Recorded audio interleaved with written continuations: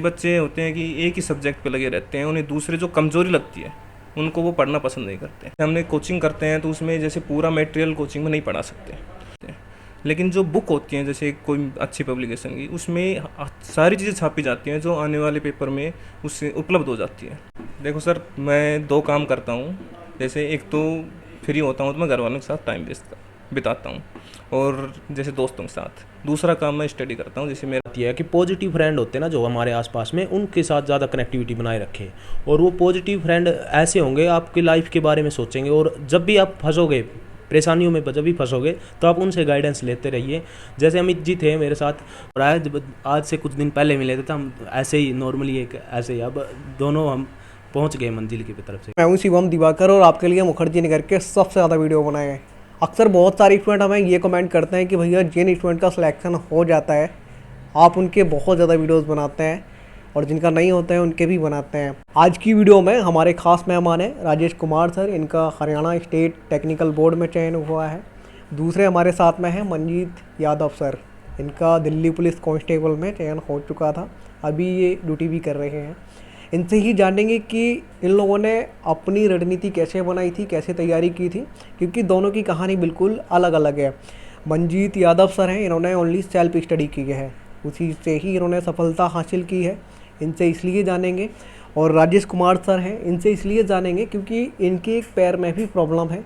जब भी ये रुके नहीं, थके नहीं। बहुत सारे स्टूडेंट जब अगर 2-3 साल में चयन नहीं होता है तो हताश हो जाते हैं, निराश हो जाते हैं और तैयारी करना छोड़ देते हैं। कई बार बहुत सारे स्टूडेंट सुसाइड भी कर लेते हैं। सर आपको बहुत बहुत बधाई।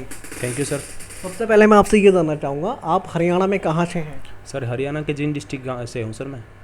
आप परिवार में सबसे बड़े हैं या छोटे हैं? सर मैं बड़ा भाई हूँ मेरे से, और मैं छोटा है मुझसे। पिताजी क्या करते हैं आपके? पिताजी नॉर्मली खेती बाड़ी करते हैं अपना। मैं आपसे ये जानना चाहूँगा, क्या बहुत सारे स्टूडेंट मुखर्जी नगर आते हैं तैयारी करने, बहुत सारे स्टूडेंट को सफलता मिलती है, किसी को नहीं मिलती है। आज आपको कैसा फील हो रहा है? लंबी संघर्ष के बाद में आपको सफलता मिली है, हालांकि अभी भी आप रुके नहीं हैं। पता चला है कि यूपीएससी की तैयारी कर रहे हैं, तो क्या रुकेंगे या फिर कंटिन्यू अभी चलेगी तैयारी? जी बिल्कुल सर, मैं आगे की तैयारी कर रहा हूँ, और अभी मैं यूपीएससी के दो अटैम्प्ट दे चुका हूँ ऑलरेडी, और अभी इसमें ज्वाइनिंग हो गया है स्टेट टेक्निकल बोर्ड में, तो अभी आगे की स्टडी जारी है। मुझे ये पता चला है कि फाइनेंशियल कंडीशन इतनी अच्छी नहीं थी परिवार की, फिर भी आपने इधर आके तैयारी की और आप रुके नहीं, बिल्कुल भी निराश नहीं हुए। कहाँ से मोटिवेशन इतना आता था कि कंटिन्यू तैयारी करते रहे? बिल्कुल सर मैं इसमें एक दो बातें ऐड करना चाहूँगा। सिचुएशन, हर सिचुएशन को फेस करने के लिए कुछ ना कुछ मोटिवेशन होता है, तभी जाके आगे बढ़ता है। तो मेरे सामने 2 सिचुएशन थी, या तो बैक करके पीछे चला जा, फाइनेंशियली ठीक कंडीशन है नहीं, और आगे बढ़ना है तो बढ़ते ही रहना है। तो मेरी ये अंदर से और आसपास का जो फ्रेंड सर्कल है उससे मोटिवेशन ये रहता था, तू आगे बढ़ेगा तो ज़रूर कुछ होगा।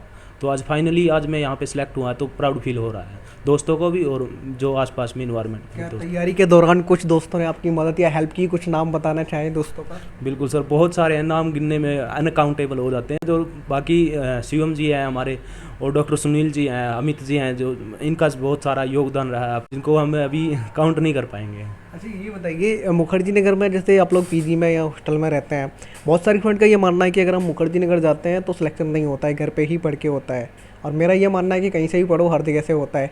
आपका क्या मानना है? पीजी में रह कर के तैयारी करते हैं तो क्या सफलता मिलती है या नहीं? बिल्कुल सर, सिलेक्शन सभी का होता है, बट ये है थोड़ा देर लग जाती है, किसी को थोड़ा सा जस्ट मिल जाती है थोड़े से एफर्ट डालने के बाद। तो मुखर्जी नगर आते हैं तो एक ड्रीम लेके आता है बच्चा, और सब तरह की एक पैकेज मिलता है यहाँ पे तैयारी के दौरान। अब दिक्कतें भी हैं, और साथ में पीजी में रहते हैं तो और बहुत सारी चीज़ें को हैंडल करना सीख जाता है धीरे धीरे करके, और सिलेक्शन होता है फाइनली, जो डटे रहते हैं। ये बताइए, आप दोनों लोग दोस्त थे, क्लासमेट भी थे, दोनों लोगों को सफलता मिल गई है, कैसा फील होता है कि आज भी एक साथ बैठे हैं दोनों दोस्त? बिल्कुल सर, आज का दिन वैसे ही बहुत ही ज़्यादा इंजॉयमेंट फील हो रहा है। जब आज से कुछ दिन पहले मिले थे तो हम ऐसे ही नॉर्मली ऐसे ही अब दोनों हम पहुंच गए मंजिल की तरफ से। मैं आपसे ये जानना चाहूँगा यादव जी, मुझे ये पता चला है कि आपने टोटली सेल्फ स्टडी की है। अक्सर बहुत सारे स्टूडेंट कोचिंग ज्वाइन करते हैं, तो आपने अपनी रणनीति किस तरीके से बनाई थी? फिजिकल की आप तैयारी कैसे करते थे? दिल्ली पुलिस कांस्टेबल में जो सिलेबस होता है उसकी आप किस तरीके से अपनी तैयारी करते थे? क्या नोट्स बनाते थे या ऑनलाइन पढ़ते थे? कैसे पढ़ते थे वो थोड़ा सा बताइए। पहले तो बहुत बहुत धन्यवाद शिवम साहब, जो आपने आपके चैनल पे आने का मौका दिया और लोगों को प्रेरित करने का हमें प्रोत्साहित किया।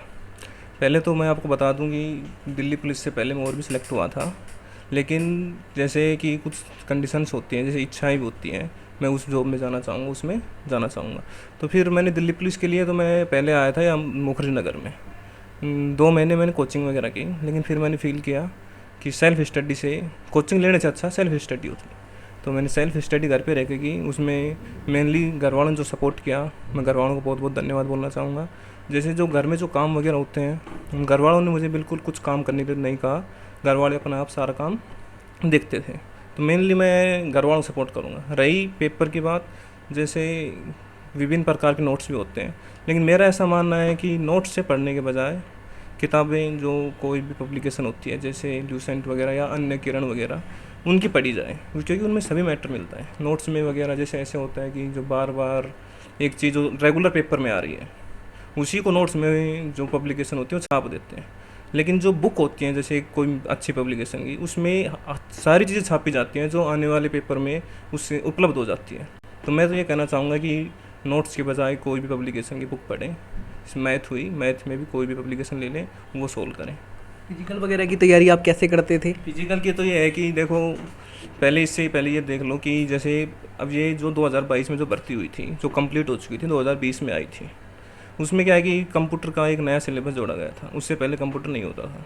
तो उसमें क्या है कि जैसे हम ये देखते हैं कि एक सब्जेक्ट को ज़्यादा तजब्बो देते हैं, लेकिन मेरा ऐसा मानना है कि एक सब्जेक्ट को तजब्बो ना दे के सभी को नॉर्मली पढ़ा जाए।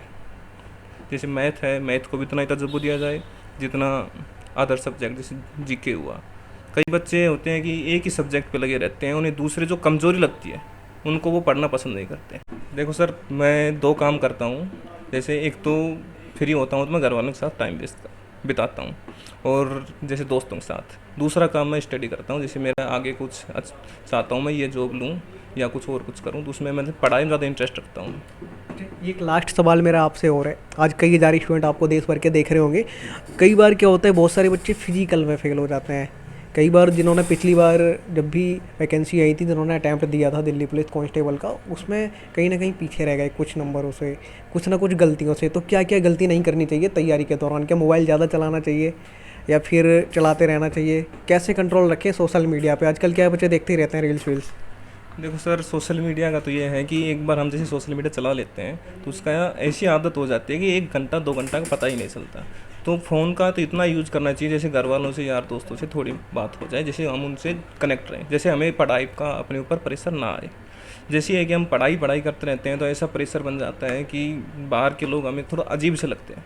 तो हमें पढ़ाई भी करते रहना चाहिए और बाहर के लोगों से थोड़ा जुड़ा रहना चाहिए। अभी भी RAS की तैयारी कंटिन्यू रखें साथ के साथ, या फिर अब छोड़ दिया? अभी तो सर मैं राजस्थान सब इंस्पेक्टर के ऊपर जोर दे रहा हूँ, उनका सिलेबस रिवाइज कर रहा हूँ। हमारी आपके लिए ढेर सारी शुभकामनाएं कि जल्दी ही उस पर हो, फिर दोबारा इंटरव्यू करेंगे। सर, मैं आपसे लास्ट क्वेश्चन जानना चाहूँगा, आपकी क्या हॉबी है, क्या आपको पसंद है? सर, मेरा रीडिंग, न्यूज़पेपर और दोस्तों के साथ टाइम मैनेज करना है। बहुत सारे बच्चे क्या होता है, सुसाइड तक कर लेते हैं मुखर्जी नगर में। आप इस दबाव को, प्रेशर को कैसे कंट्रोल करते थे कि बच्चे यहाँ पे बहुत दबाव में रहते हैं, घर वाले कहते हैं जल्दी घर आ जाओ, शादी करनी है, नहीं हो रहा है तो कुछ और कर लो? बिल्कुल सर, चैलेंज आते हैं, बिल्कुल मानते हैं सर।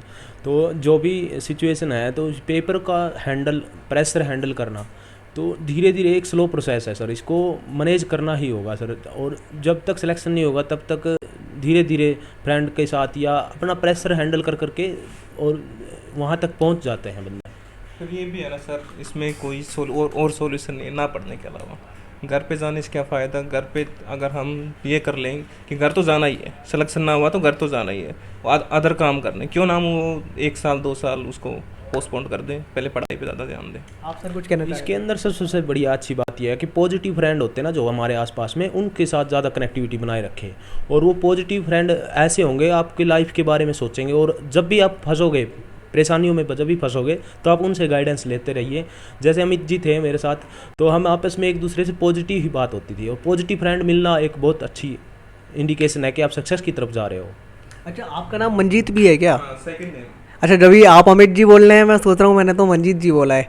और सबसे बड़ी बात यह है दोस्तों, आज तक मैंने 1800 वीडियोस बनाई हैं, मुझे ऐसे एक साथ 2 दोस्तों का इंटरव्यू नहीं किया है जो सिलेक्ट हुए हों। सबसे अलग आज का वीडियो है। अगर आपको ऐसा लगता है कि हम कोई सवाल पूछना भूल गए हैं तो आप कमेंट बॉक्स में ज़रूर लिख भेजिए। अभी हम एवरग्रीन पीजी में बैठे थे, यहीं पे बात करना चाहूँगा, जैसे कुछ बच्चे देखते हैं, जैसे मान लो पुलिस की नौकरी लेनी है उनको, तो उनको दोनों जैसे पेपर भी क्वालिफाई करना है और फिजिकल भी, लेकिन मैक्सिमम बच्चे जैसे पेपर क्वालिफाई कर लेते हैं, उनके नंबर भी ज़्यादा हाई होते हैं, लेकिन वो फिजिकल में फेल हो जाते हैं। लेकिन मैं कहना चाहूँगा कि जैसे हर एरिया में, जैसे पढ़ाई में और फिजिकल में, दोनों में बराबर तैयारी करनी चाहिए। जैसे ये नहीं कि एक बार पेपर क्वालिफाई हो गया तो फिर फिजिकल बिना कैसे जॉब मिलेगी, फिजिकल बाद मेडिकल। जब पुलिस की तैयारी करनी है तो मेडिकली फिट होना चाहिए और फिजिकल भी, तभी पुलिस की तैयारी करें, अन्यथा अपना समय व्यर्थ ना करें। और फिजिकल में जैसे उनको 6 मिनट में 1600 मीटर क्वालिफाई करनी होती है, तो जैसे पेपर दे दिया, देते ही लग जाना चाहिए, क्योंकि दिल्ली पुलिस फिजिकल के लिए टाइम नहीं देती। जैसे अब आपने देखा जो नई भर्ती आई थी अभी, उसमें ओनली 10 से 15 दिन टाइम मिला था। तो इसलिए मैं ये कहना चाहूँगा जैसे पेपर देते ही फिजिकल के लिए तैयारी लग जाएँ। आप क्या कहना चाह रहे थे सर? सर मैं इसमें एक दो बात ऐड इसलिए करना चाह रहा हूँ, जैसे तैयारी करता है ना बच्चा, तो उसको पता नहीं चलता कि मेरा पॉजिटिव पॉइंट क्या है। तो धीरे धीरे करके जाए CGL में जाना, UPSC में, जिसमें भी अपनी अपॉर्चुनिटी है, अपने आप को लगता है कि हाँ इसी में सिलेक्शन लेना, उस पर डटे रहिए और अंत तक पीछे नहीं हटना होता है। तो एक दिन एक जब कामयाबी मिलती है तो फिर आगे का प्रोसेस फिर आगे बढ़ाइए। दोस्तों आज हमने इन दोनों दोस्तों से बात की है और हमें भी काफ़ी अच्छा लगा। मैं पहली बार ऐसा वीडियो बना रहा हूँ कि जब दो दोस्त एक ही साथ बैठे हों और क्लासमेट, वो भी अलग अलग स्टेट के, क्योंकि मुखर्जी नगर जब भी आप आते हैं, ये किताबी रंग बिरंगी दुनिया है, यहाँ पे लगभग हर राज्य के स्टूडेंट आपको मिल जाते हैं। दोनों लोग अलग अलग राज्य के हैं, यहीं पे आके दोस्ती हुई थी और क्लासमेट बने, और आज और दोनों की जॉब भी अलग अलग है। 2 साल पहले मैं सिलेक्ट हुआ था और 2 साल बाद ये सिलेक्ट हुआ है। बिल्कुल 2 साल बाद हुए, तो बहुत ही अच्छी कहानी है। आप इसको दबा के शेयर करें अगर आपको देखो एक दूसरे को कनेक्ट रहे हैं। बिल्कुल आज भी कनेक्ट। देखो मैं कहना चाहूँगा कि सब्र का फल मीठा होता है, तो मेहनत करते रहिए और हंसते रहिए और घर वालों के साथ मिलते जुलते रहिए। दोस्तों मिलते हैं आपसे किसी और वीडियो में। आप भी सिलेक्शन लीजिए, अब आपका भी इंटरव्यू करेंगे। मिलते हैं आपसे किसी और वीडियो में। ये वीडियो देखने के लिए आपका बेहद शुक्रिया।